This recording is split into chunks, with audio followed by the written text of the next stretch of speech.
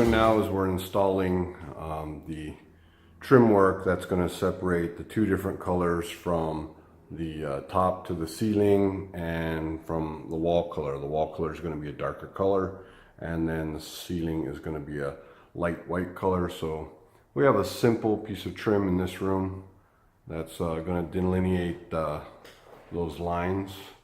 We didn't want to get too ornate with our trim work in here.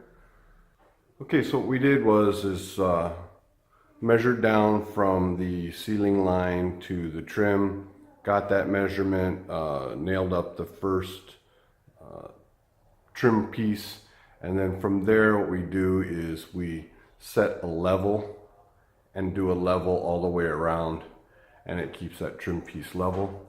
You could shoot a laser line, or you could continuously measure down from the ceiling to the trim, but if that line isn't level, then your trim isn't going to be level. So pretty much our ceiling lines are level. As we work our way all the way around, the distance is remaining the same as we're maintaining that bubble level. So we're going to work that and wrap that all the way around the room. We got some different cutouts here to make, and then it'll eventually join the other side right there where we started. Okay, this is the manner in which we join two straight trim pieces on a wall and a joint, because if our trim pieces are not long enough.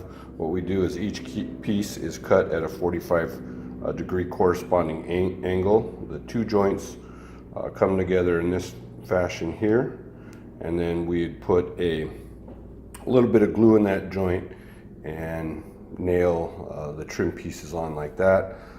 You can get a little bit of, it's a pretty tight fit. This piece is kind of jammed up here, but really tight fit. A little bit of caulk on this joint if you need to, and paint right over it. Okay, we're going to take a look at how I would set up that joint we just talked about. I'll come in here with my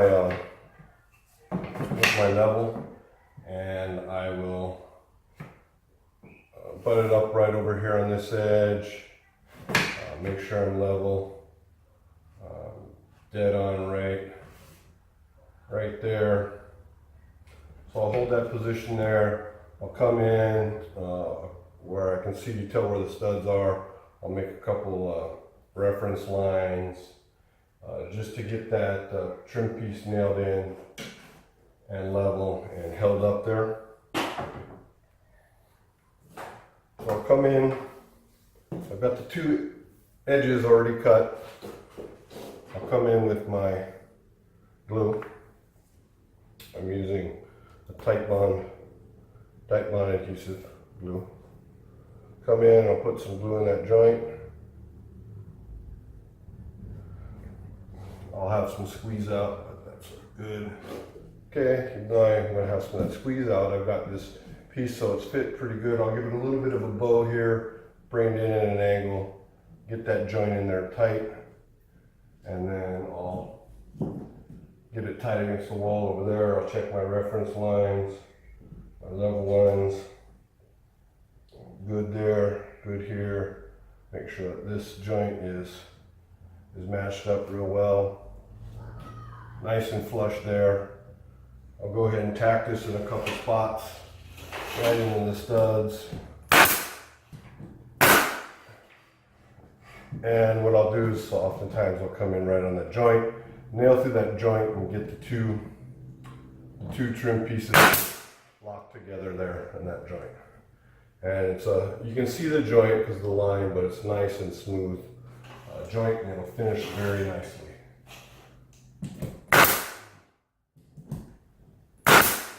All right, I just finished putting in most of the casing for the doors. I got to cut one piece. I got to rip it down. But the casing I used 3.5 inch MDF on the sides, and for the headers I used 5.5 inch pieces on all the doors. Same thing. It just gives it a little bit more heft and a little bit more beefiness looking to the door as opposed to the standard 2.5 inch casing. All right, now that the door trim is done, I'm going to move on to the window trim work. I'm going to put in similar casings on the side casings, the 3.5 inch, with the same similar 5.5 inch header going across. I'm going to do a real simple stool and apron setup. Alright, to cut out and install the stool for the window, I'm going to measure over from one edge to the other. Inside to inside, I've got 70 and 7/8. So 70 and 7/8, 70 and 7/8, and then I've got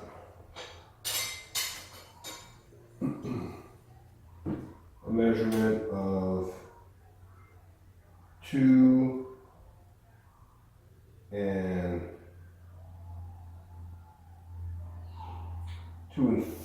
5/8. 2 and 5/8. So I got 2 and 5/8 over there. Now for the 70 and 7/8, I gotta account for the window trim, so I'm gonna give myself 3 3/4. So that's 7.5 inches. Okay, I'm gonna go ahead and go outside, lay that out, and cut it out. All right, this is a little bit of an example of what the window casing will look like. This is the side casing here. This would be the window, and this is going to be the stool. So you're going to have a little bit of lip in front of the casing, the overhang, and I want a little bit of a lip on the side of the casing, on the outside of the casings also. So I want an inch overhang here. So I've got to add an extra 2 inches, 1 inch for each side to my overall dimension. Okay, so if I do my layout, I have an overall length of 80 and 3/8 inches. So 80 and 3/8 inches is my layout line that I have right here. So this is the straight layout line. Just mark these lines in. It'll be easier to see if I just go ahead and draw all the reference lines. Okay, so this is the inside of the window to the outer wall where the casing is going to overlap and end up right about here somewhere. Okay. So this is to the outside dimension. So the reality is the wall has a little bit of a bullnose radius, and I'm gonna just freehand that basically and free cut that. So it's gonna look like this. So this will be my overall dimension cut out right here. I'll mark it a little bit darker. So I'm going to cut to this point here, round it to here, cut out here, and cut up to here. Okay? So this will be one side, and then I'll go ahead and lay out the other side and do the same thing. All right, we've got our dimensions set up over here. We'll go ahead and get that cut out.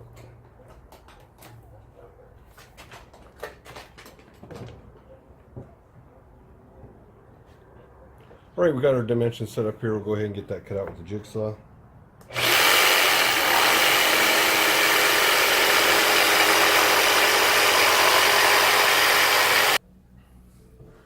And there we go. That's the fit I'm looking for right there.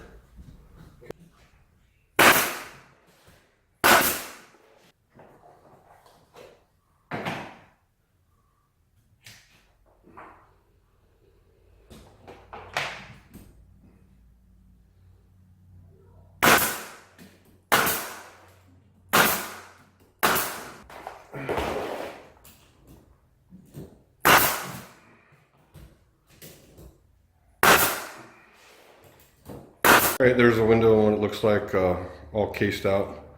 The apron was added to that. So again, real simple apron and stool design, simple casing and header also. All right, now that all the trim work is in, I'm running caulk in all the joints. So all the joints are going to have caulk. So if you can see that this joint right here, seam is not caulked, and you can see that definite dark line there. When you paint, you'll see that dark line there also. So a lot of people may not take the time to run caulk in the joints. because it's, you know, kind of time consuming. So this upper joint is caulked. Right, pretty basic, pretty straightforward. Here's a joint right here, and I'll just run a bead of caulk in there. So I'll just fill the joint, start filling the joint, run that bead of caulk down there.